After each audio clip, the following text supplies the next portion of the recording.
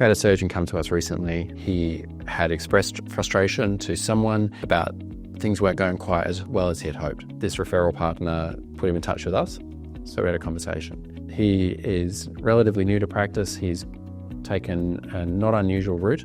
He's engaged someone on a part-time basis to help him get set up. That person has helped them with the Zento setup, getting their templates done, stuff like that. The person's working part-time, which means they are only able to answer phone calls on a part-time basis, and they don't have experience in billing for that specialty.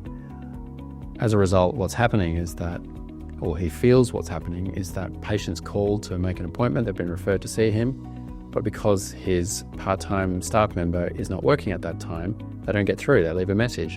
And it's not unusual for by the time the person calls them back, they've got an appointment with someone else, so then he loses that patient. Then, not only that, the person is doing a great job of organising his theatre lists. When she is working, she's doing a reasonable job. He did confide in me that his billing is a bit of a mess. He says that probably 8 out of 10 of his claims to the health insurers and Medicare are getting rejected, or there are exceptions getting raised. And as a result, that all requires manual reprocessing, which is a huge amount of work. And with someone only working part-time, I just don't know how that person has the time on her rostered hours to make all the calls to those insurers to get those rejections and exceptions resolved.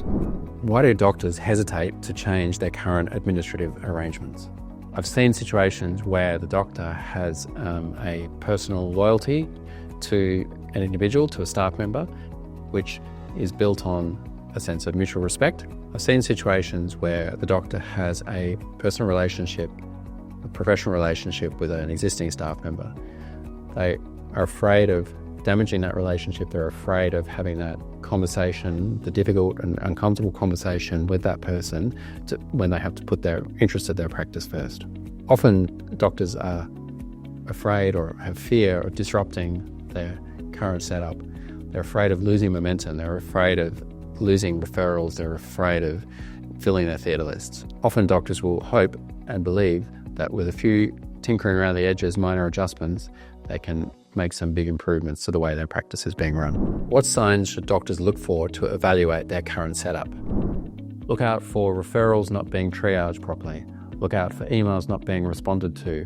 Look out for outpatient clinics not being booked. Look out for phone calls not being answered. Look out for theatre lists not getting booked up properly, even errors in a theatre list, patients not getting their fasting instructions. Look out for problems finding anaesthetists. I remember one case where a surgeon said that his list was about to get cancelled because everyone had been ringing around looking for an anaesthetist. He then made one phone call and got an anaesthetist booked, and his list went ahead. So if he'd relied on whatever I had told him, his list would have been cancelled, and that would have been lost income to him and frustrated patients. The advice I would give doctors when considering their administration is to put their practice and the interests of their practice as the most important priority.